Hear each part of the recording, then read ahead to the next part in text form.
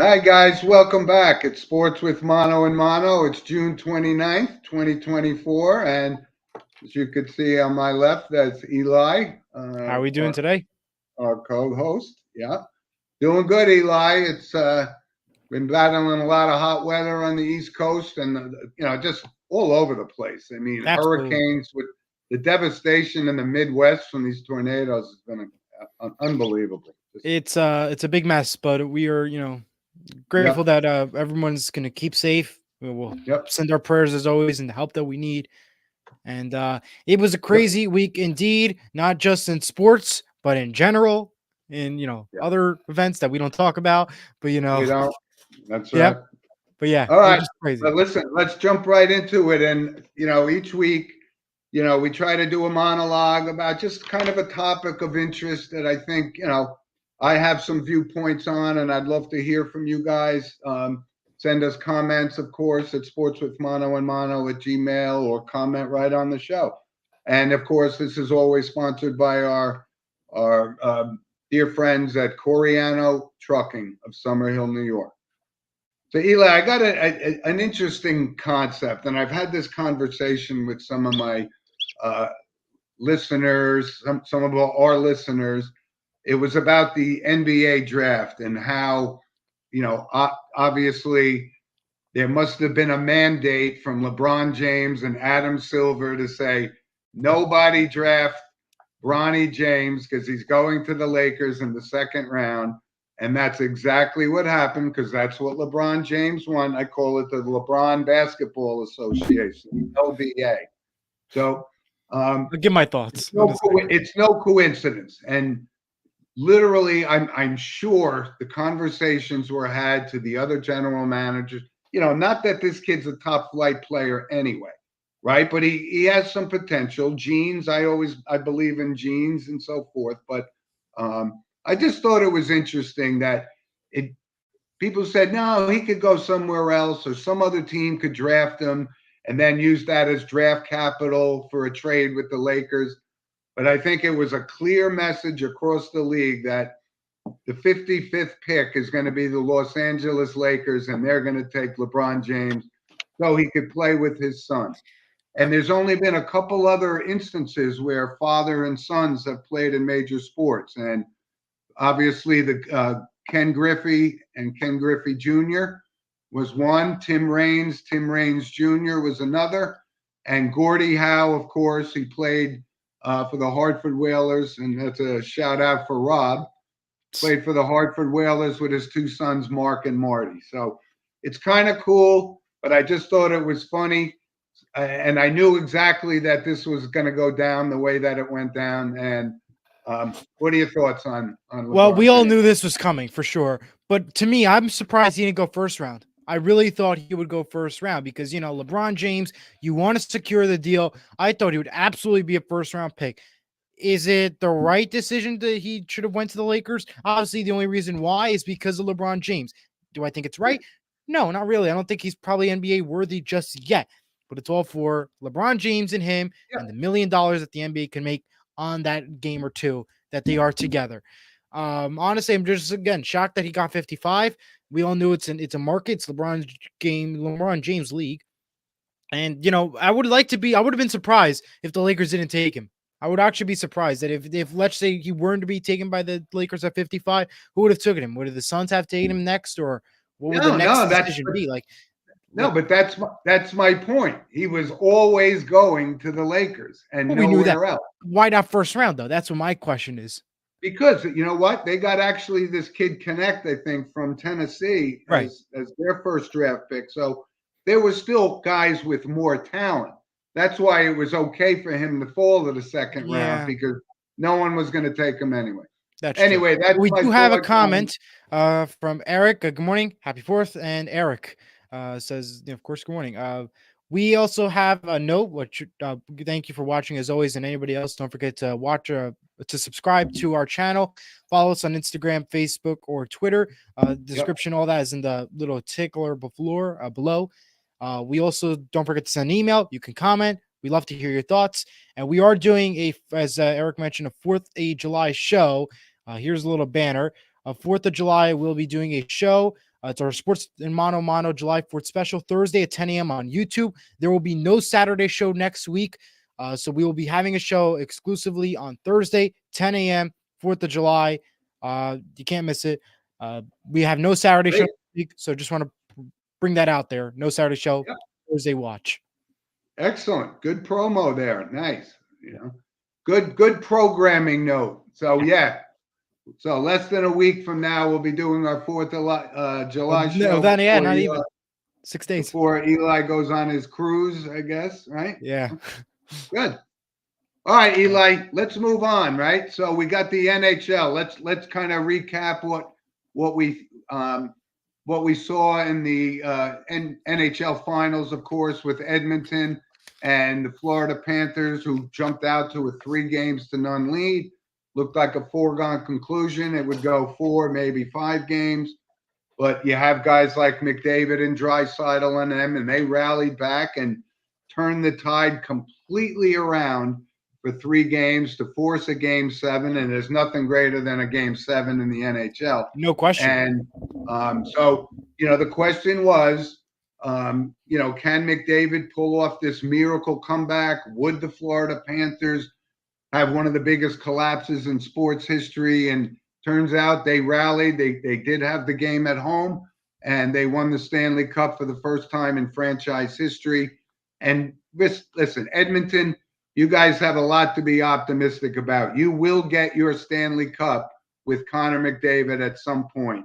And it just came so close, but it really was a great series altogether. It was a fantastic series from the beginning to the end. Over 7 million people watched that game on ABC and ESPN Plus on Monday. And not to mention the fact it was a full stadium. Every single sports network that usually never talks about hockey talked about hockey because it was that big of a game. Again, as they said it constantly, the 2 big words in sports, Game 7. And it was a Game 7. It was 1-1 at the end of the first. Then you went to 2-1 with the fantastic goal in the second. And that ended up being your hockey game right there. It was a fantastic game from Florida and a well-deserved game for them. And I think, to me, a special moment was Paul Maurice lifting the Stanley Cup during the interview with ESPN and Emily Kaplan. He was just talking nothing, tapped him on the back, lifted up the trophy, stared at it, kissed it, lifted it up. That was a special moment that I think will be the staple for hockey and the future. I mean, looking back at it, it was amazing watching that moment. It was surreal. It was special. It gave you chills if you were, passionate hockey fan, seeing that moment right on camera. And I'm glad you brought the Paul Maurice thing up, because he was the coach that has coached the most games all time without having won a Stanley Cup. And it's so funny to think about it, because I remember when Paul Maurice was a young coach, he first came in. I think he might have started with the Hurricanes, if I'm not mistaken. But I believe you're right. Excuse me, that's perseverance. Good for him. And let's just say this before we go on to other notes about hockey and also the Stanley Cup. The Stanley Cup, let's just say, has been having a party, I guess you could say. It was in Miami, the Atlantic Ocean, and had pasta with lots of Parmesan cheese. Let's just say that trophy is what I call having a good time. I mean, if you ask which the greatest trophy in sports, it is the Stanley Cup. And look at the party you have. You could eat ice cream out of it, cereal, you could drink out of it, and you could have pasta with Parmesan cheese on it. That was a special, crazy week that the Cup had. That's for sure. I just want to throw that out there. But that's the privilege of winning the hardest trophy in sports. No doubt. No doubt. Yeah, that was great. And great to see. Another moment that I was shocked about, though, Jim, was Connor McDavid won the Conn Smythe Trophy. Usually it comes from a winning team. It came from the opposing losing team. And it was just odd to see, it hasn't happened in a few years, rather.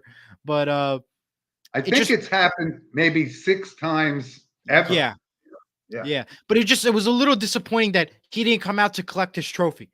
He just stayed in the locker room and they just announced his name. To me, that was just a little bit,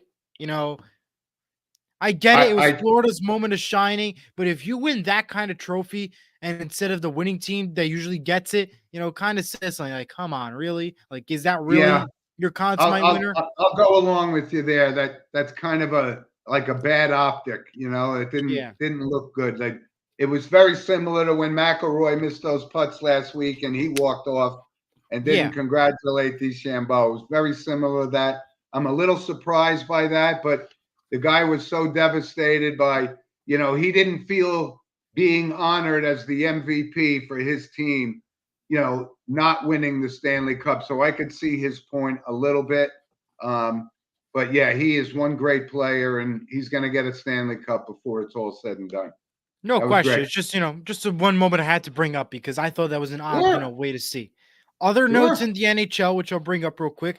The Ottawa Senators picked up Linus Ullmark from the Bruins in exchange for draft picks. It is confirmed the Anaheim Ducks will bring back the Mighty Ducks logo to their jerseys. It's going to be all orange and yellow, and we'll be back this season. It looks great. I can't wait. I was actually, remember when we talked about this, I said, Yes. I hope they bring back the original. And it's true. Duck. Yes. Yeah. And the Four Nations face-off games have announced 6 players from the NHL will play with each team. Finland and Sweden. Canada and USA rosters are not officially out yet, but it's worth checking out if you're interested. That's going to be happening in February of 2025. The NHL awards just took place. Nathan McKinnon took home the Hart Trophy and the Ted Lindsay Award. Connor Bedard won the Calder Trophy, which is the best rookie of the year. The full list of winners available on NHLTalk or ESPN.com if you're interested to go down the list. Yeah. I got some hockey, something I wanted to bring up because go ahead. We've talked about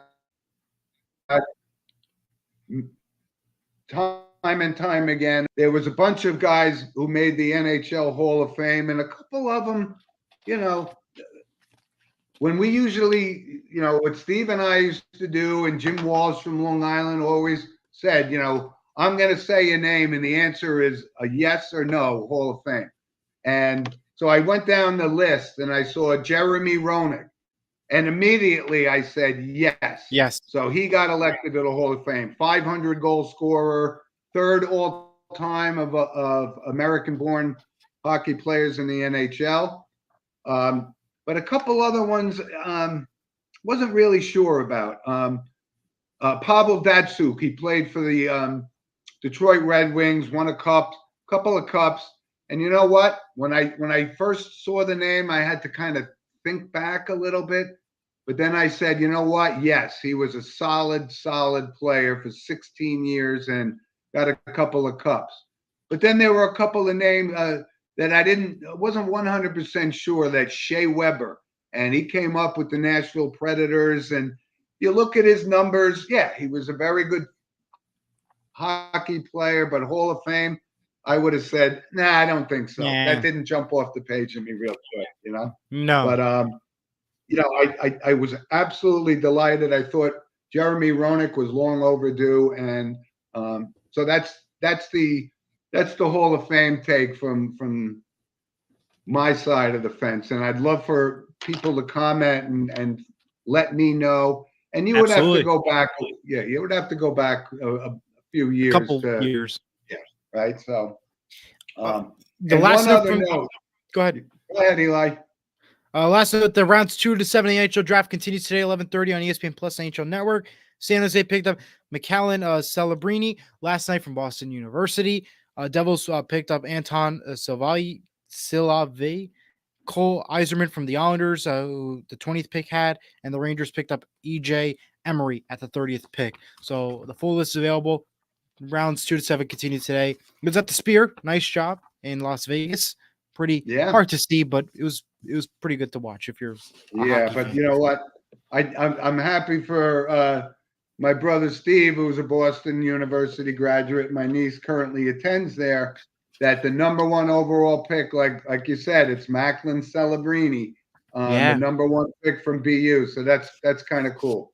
Absolutely. All right, Eli. Let's jump into some NBA news. And there was a lot of trades and signs, and there was some pretty big moves by the Knicks in particular, getting yet another member of the Villanova National Basketball Championship team by acquiring Mikal Bridges. It was a big one. Not much, I The mean, first Villanova round Knicks are pick. back. Yeah, Like it's just a but, quick addition. That's all. Not much right. to be grateful for. I guess And again, we it's keep talking about the money that these guys are making in the NBA, and the Knicks, re-signed OG Anunoby, who very, very good player, but I immediately thought max contract, he's yeah. making 40 million, 40 plus actually. It's like, hold on one Um, second, right? Yeah. Like, yeah, that's what you have to think by. right. But if you look at what the Knicks have done, you actually got to give them credit. There's some winning pedigree there with the Villanova kids, and Bridges. Like I said, all he does is play. He never misses a game.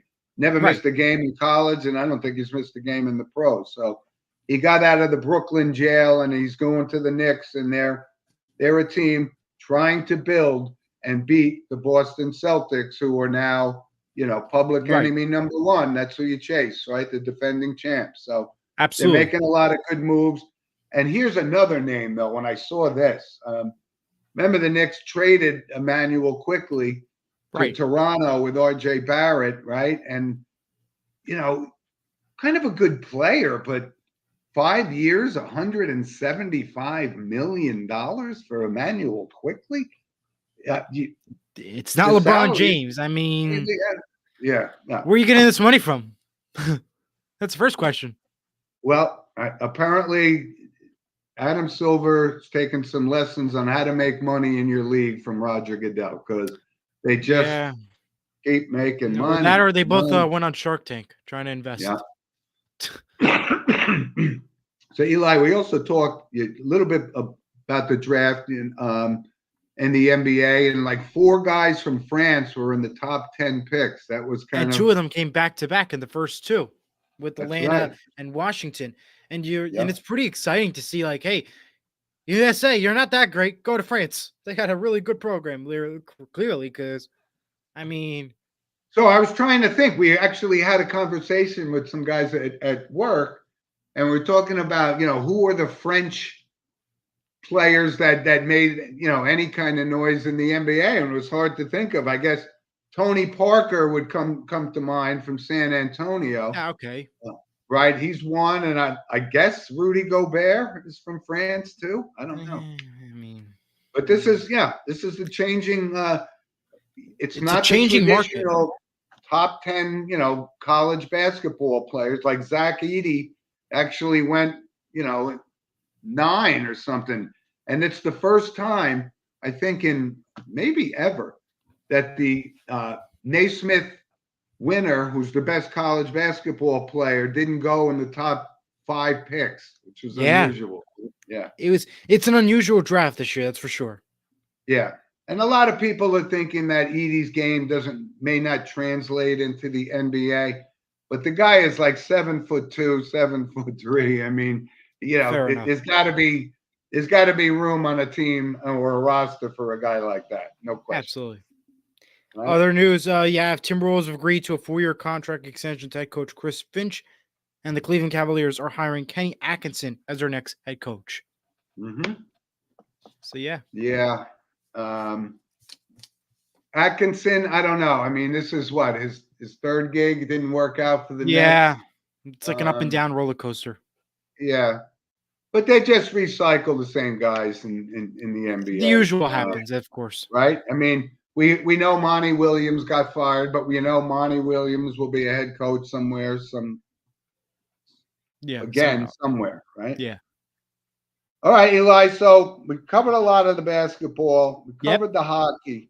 Why don't you give us kind of an update for our soccer fans listening to today's show? Yes. Well, for those who enjoyed soccer, it's been a wild ride. And I'm going to go back to this crazy moment that happened on Monday's game in the Euro Cup as Croatia was eliminated after a big upset. They were ahead 1-0 the entire game. At the 90-minute mark, the referee adds 8 minutes to the clock. And guess what happened? In the 98th minute, Italy scores the tying goal, ties it up, ends the game in a tie, and Croatia gets eliminated from the Euro Cup. It was a crazy moment to see that happen. Yeah. I was seeing tons of videos from the Croatia fans there It was a complete mess. They had fireworks, they had everything, pre-gaming party, and to end your run like that was pretty crazy to see. For Yeah, the Euro Cup, the round of 16 begins today, starting with Switzerland and Italy at 12 o'clock on FS1. At 3 p.m., Germany versus Denmark will play, I believe, also on Fox. I believe will be on Fox today.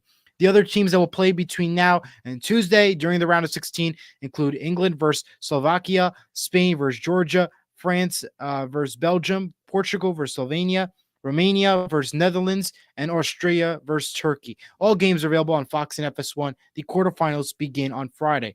For Copa America, the United States is at 1-1 at the moment. The final group matches worth of games end on Tuesday. Thursday begins the quarterfinals round. Today's games are at 8 p.m., beginning with Argentina versus Peru on FS1, and then Canada versus Chile at the same time on FS2. Team USA's final group match will be on Monday at 9 p.m. on FS1 versus Uruguay. Top leaders include Argentina and Canada in Group A, Venezuela and Ecuador in Group B, or Uruguay and USA in Group C. So this will be a big game, of course, on Monday to watch. sure. Colombia and Brazil in Group D, and all games continue on Fox, FS1, and FS2. But the bottom line is Uruguay USA is a big game to watch on Monday because those two have the top two seedings right now in Group C and will determine where they will stand come for the quarterfinals round. So take a look and watch that Monday, 9 p.m. on FS1. Wow, good. You did my. I know Mr. Diego Cruz is listening, saying, "Nice job, Eli. You finally Thank you. guys started talking about Yes. soccer a little bit more." So that's for that listener, Mr. That's for Cruz. that listener and anybody else who enjoys soccer. Yeah. Any other big soccer moment, let me know. I mean, I'm glad to share it. But I know the Yeah. biggest one, though, for sure, was Croatia, Italy, and Georgia. Moving on. That was a big, impressive start for them to go far. So congrats Yeah. to them. Yep. Good stuff. Yeah. So Eli, let's move on to some baseball. The first interesting thing from the Men's College World Series, Tennessee wins that Yes. College World Series and they beat Texas A&M. And then the next day, the head coach of Texas A&M, after stating that he's not leaving Texas A&M, takes the rival job at University of Texas. Wow. I Yeah. mean, that was like Okay, kind let's of big just news, right? hop This is over. like Jim Well, Schlossnagel. talk about So, hopping yeah, over the river, literally. I mean, yeah. But that was kind of surprise. unprecedented. Yeah. Yeah. Anyway, so Tennessee is the reigning national champions in baseball. It was a great game. Yeah, and these are the future major leaguers. So it's Yeah. didn't get a chance to watch it. It's pretty exciting stuff. Yeah. So let's move to the professional ranks, right? And do you want to? We'll start off with Edwin Diaz. I mean, right? foreign substance, 10-game suspension that began on Monday. So now I believe what 4 more days left now out of his suspension. Come on, man, really? Like that's just what the Mets needed after having all this grimace luck. You go to a foreign substance to say, hold on 1 second. Edwin Diaz, one of the stop the trumpets because now we have a foreign substance. You can no longer play for 10 games. Like, come on. That's just exactly what the Mets needed. Like the right time, Well, listen, I think right now that the Mets are certainly overachieving. Yeah, they got lucky. Right, but they're the hottest team in baseball right now. And like I said, they started off the season thinking, this is kind of a rebuild year. They got rid of the other two with Scherzer and Verlander and so forth, but they didn't really improve that much. So, but they're playing well now. They're over 500, and they embarrassed the Yankees in Shea Stadium, or excuse me, it's Citi Field, but which you didn't expect seeing coming. So the Yankees are kind of in that little slump right now. But you look at the dynamic duo of Soto and Judge, and they just did things that no one's ever done. So this is the first time in baseball history that two guys on the same team have 20 home runs and 60 walks before the end of June. And the other guys that did this were Babe Ruth and Lou Gehrig. right? And Yeah. Roger Maris and Mickey Mantle. So they're having a historic year. But you know what? The Yankees have some big questions right now. Is LeMahieu completely done? He doesn't. He could just be hurt, but who knows? The pitching is starting to kind of fall apart a little bit. Luis Heel, who was kind of the front runner for the Cy Young Award, had a couple of bad outings, but they're getting Cole back, who had kind of a mediocre, well, less than mediocre outing, gave up 4 home runs, but he's going to be fine. But the Yankees may need to fill some holes before it's safe and the sound. stretch run and coming up at the trade deadline, which I think is August 1st. Yes, I believe you're right. But right. So, but look, don't look now, but the Cleveland Guardians have the best record in the American League. And, can you believe that? We were at the Orioles and Yankees at the top 2 now, and what a turn of events. Now you have the Guardians. Again, this is baseball, folks. We will see all of this happen all the time, but this is a big name that shocked us this early on, especially that we're entering July within 2 more days, rather. Well, one of the reasons could be they're in the worst division in baseball, right? That's true. They're just terrible division, so they get to play some of those cupcake teams more frequently than the Yankees have to play. Don't look now, but the Red Sox are playing good baseball. Baltimore's been steady. And of course, the injury update, which we knew was coming. We told you when, Giancarlo Stanton pulls a muscle, barely even running. Yeah. So now he's out. So that's another blow for the Yankees. Torres isn't hitting. You got to make some decisions about what your team's going to be down the stretch, and they may have to make some moves. They got to make a lot of moves and real fast, that's for sure, in order to keep alive. Look who's tearing it up too. Is this guy Shohei Ohtani? He's absolutely on fire. He's going to probably win the MVP again for the Dodgers this year, and the guy really is that good. He's that good. Oh yeah, absolutely indeed. He's good, and he's the face. For sure. He is the face. You're absolutely right about that. So, like I said, we talk a little bit more about the Mets and the Yankees. Because of that, our area. It's in our area, but we watch everything else that's going on. Even Houston, who got off to a terrible start, starting to play good baseball again, even though the Mets took it to them again last night.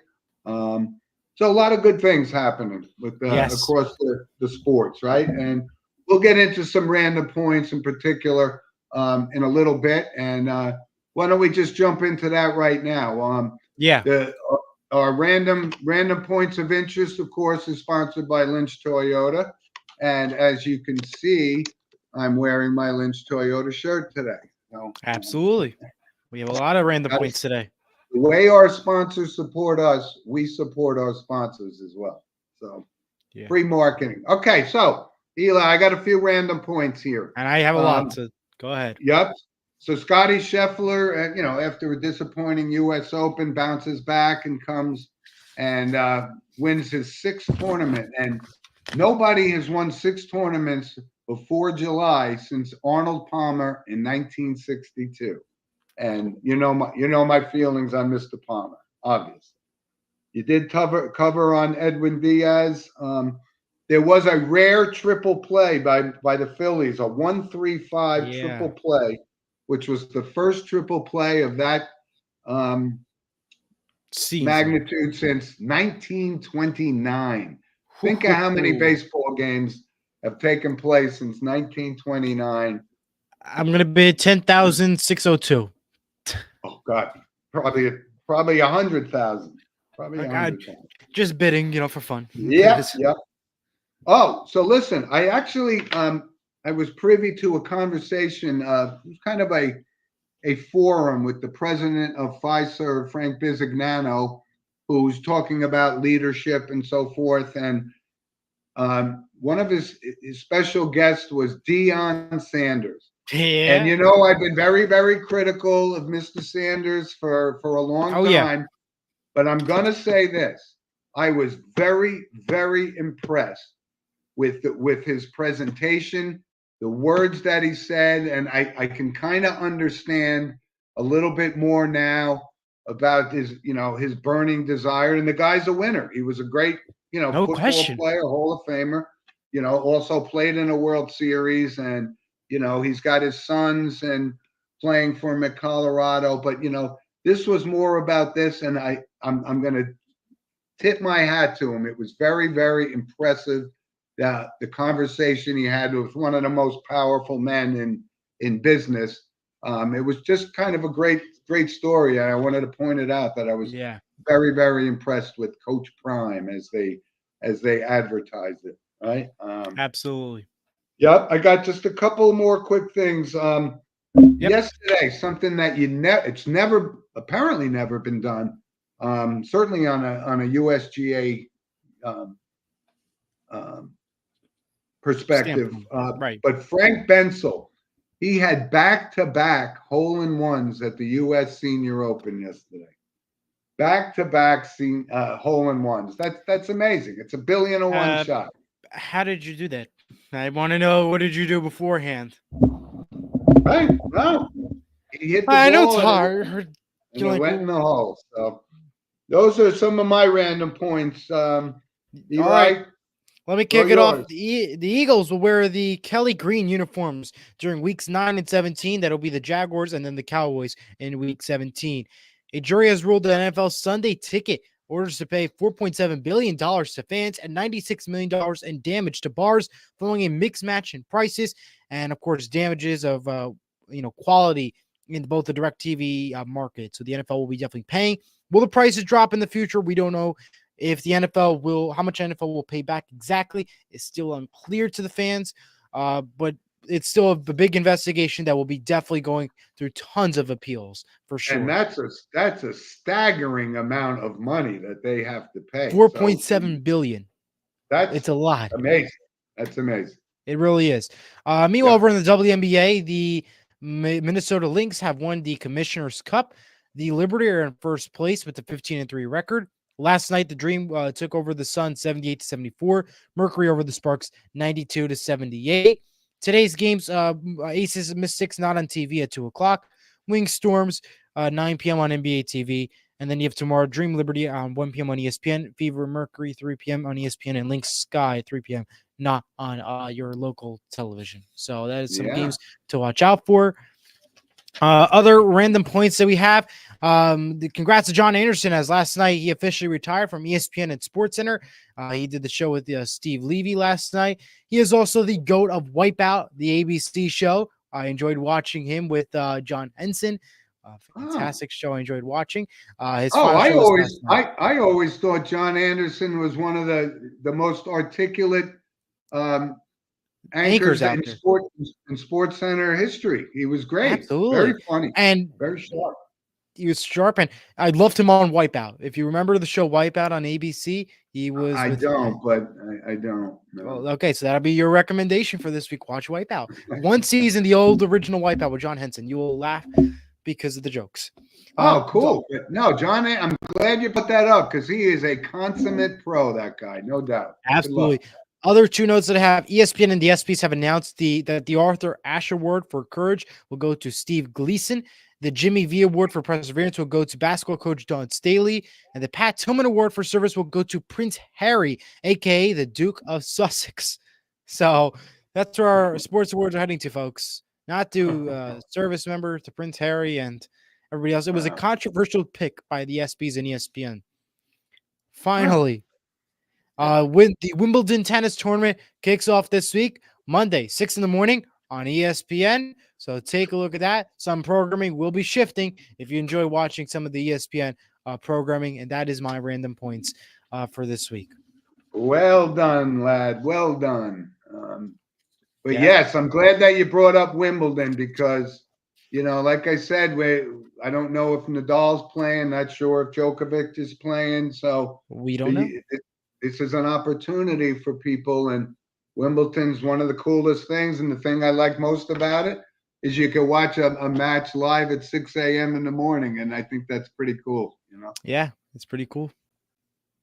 Yeah, and we'll get to see that coming up with the British Open in golf. It'll be in a couple of weeks too, over at Royal Troon in Yeah.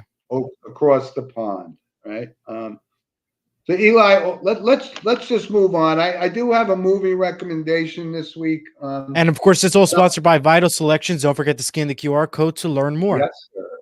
Yes, sir. They are our new sponsor, and please check out their website and take your health back. That's what it's designed to do. Yep. So I do have a movie recommendation, but I've also gotten some suggestions from loyal listeners like Andy Caroline. It says, maybe you could do restaurant recommendations or food recommendations. Okay. And so I did have one, and I'm going to save it for next week. So We'll save it for Thursday's 4th of July show. Right, for the 4th of July show. Yeah. And people may find it interesting. It's going to kind of address our older audience and make a little bit of an awareness for our younger audiences. So little teaser out there that will settle up on July 4th. But my movie recommendation this week is, and I look back on it, I don't think we covered it, but Rain Man was a great movie. I don't know if you've seen it, Eli. Oh, never seen it. Rain Man, no. It's a great movie. Tom Cruise, Dustin Hoffman. Highly recommended if you haven't seen it. And forgetting, Tom Cruise and his crazy Scientology things or whatever that is, but he's a damn good actor. I'll give him that. Okay. Well, here's my recommendations for this week. Number one, I just watched last week in the movie theaters, Inside Out 2. I know I recommended before. It's still in theaters. Watch it. It is really, really good. I went to see it in theaters last week. Really good to see. If you relate to it, you'll get it. You'll understand the movie a lot. So definitely watch Inside Out 2 in theaters. Apparently, people are enjoying it because it just topped the $1 billion Yes, mark. it did. So, it is the highest grossing animated film of all time.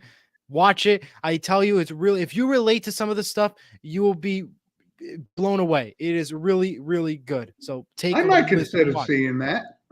Watch it. It's an animated movie, but it's really good. Take a look at it. And the second recommendation to have is, Jim never watched Wipeout, so watch Wipeout with John Anderson and John Henson. It had over 7 seasons on ABC. So if you haven't, take a look and watch Wipeout. Really good. And there's also a new version with what's his name? The wrestler. John Cena, yes, on TBS. There's other versions of that. And we do have now a comment from Andrew. Good morning. Love last week's tributes to Willie Mays and Donald Sutherland. Yes, those were big names and big losses. And we're actually going to follow that up in a little bit with, and it's kind of ironic because it was a teammate of Willie Mays's, and they passed away 10 days apart. We will get to that in just a second, but we have some photos first. Yes, we do. We'll start with this one. There's my brother Steve, and that's his son Sean, who graduated from Ramapo High School in Franklin Lakes, New Jersey. And next stop, he'll be playing lacrosse at the University of Scranton. So it was great to see Steve being able to go and see his son graduate. And like I said, he's doing great. And Sean, we want him back on the show. We want him back, just even for a little bit. We want him back. Yep. But we got to make it's a big step, and like I said, try to arrange it. Have him come on 4th of July, Jim. Bring it on back. We'll see. We won't rush it, but we'll see. Oh, we won't rush it, but just to say hello. Right. And here again, I know people are going to get sick of it, but this is my grandson pitching, so he had not only he catches, he pitches, he hits home runs, had a walk-off home run the other night. So I'm just proud of the kid. He's really taken to it. He loves baseball, and you cover baseball. And, in a couple of years, this kid's going to be in high school, and we're going to be talking about him time and time again. So great. Thanks for posting those pictures, Eli. Absolutely. Okay. So I mentioned from a notable passing perspective, one of Willie Mays' teammates, and they played together for a long time, almost 9 years in San Francisco when the Giants, this Orlando Cepeda was 86. And Orlando Cepeda was one of the first great Puerto Rican baseball players of all time. you got to put him up there with guys like Roberto Clemente. Clemente maybe a little bit above, but Cepeda was Rookie of the Year in 1958, and then he subsequently got traded and won an MVP for the St. Louis Cardinals in 1967, and he also won the World Series that year. So Orlando Cepeda was a great baseball player. He was marred by an off-the-field incident, but he redeemed himself and came back and was an ambassador for the game of baseball, especially from his native Puerto Rico. So look up his stats. They're outstanding, and he was a great ball player. He was 86. Wow. And So Eli, I just saw this morning from the world of entertainment. Now, you may not remember him, but I certainly do. Martin Mull. He was an actor, comedic actor on many different shows. I remember him first. There used to be a show called Fernwood Tonight many, many, many years ago. Okay. And he was kind of on that show. That's where he was kind of introduced. What was another popular show? He was on Roseanne for many years as well. Oh, okay. Mm-hmm.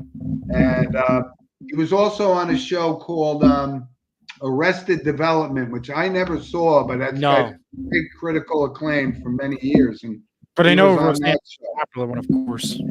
Yeah, but Martin Mull was very, very funny. He had a very quick sense of wit and comedy, and he was 80 years old. So, that's a loss for the comedy world in the entertainment field anyway. Absolutely. So, Eli, fill us in on so where are you off to on your little cruise? Next Friday I leave on a cruise from Bayonne to Orlando in Bahamas. So because of that, we're going to do a show on Thursday, July 4th. And so it makes sense. We did it July 4th because it's a holiday. So you get to celebrate the holiday, talk about sports, and you can hang out with us and watch a good 1 hour programming of a show.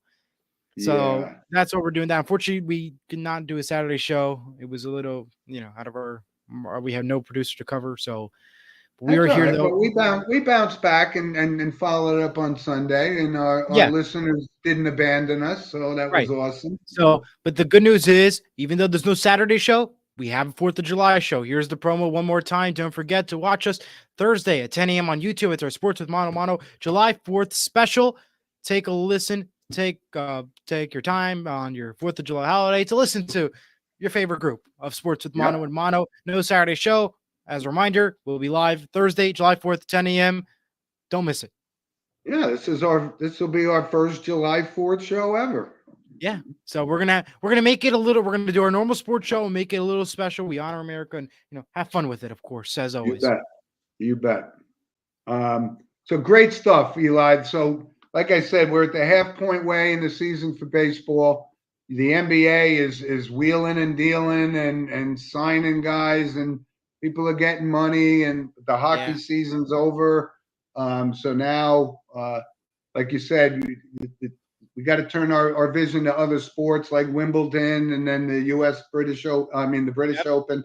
So there is plenty of sports to fill the air waves. And like I said, if you're, out and about, Eli and I were just talking before the show, we're getting very excited about, not too far off. It's almost July. It'll be July for our next show, but high school football is right around the corner, and we love that. And we'll be planning to do a lot of road shows during the football season. Obviously, not only to St. Joe's, but to my home at St. Mary's, so we can both work around our schedules and my broadcast schedule and our sports show, of course. So we're going to make sure we're going to work around it, and we're going to make it epic.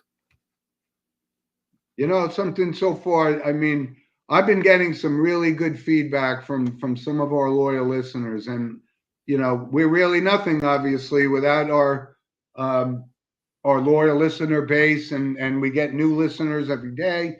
And now you've created, we're starting to move into the Instagram platform, and we're going to be a lot more visible. So we're developing this show into some good things, and Eli, you bring a good youthful vision to sports in today's day and age. And you could say I bring the old school thought process back, but the mix between that and yours and what you bring to the show is really what's causing our show to take off. And I'm very happy and thanking all of our loyal listeners and thanking you as well, Eli. Appreciate it as always. So I will see you on the 4th of July, our Yes. country's birthday, and Thursday looking forward special. Yep, and I know Eli put out the news flyer on it. So in case you didn't catch today's show, you can get the updates via Instagram and so forth. So Absolutely. all right, Eli, I'll Great. see you on Thursday. Have a Yes, great see you weekend. Thursday. Thanks, everyone. Have a good day. Okay, bye.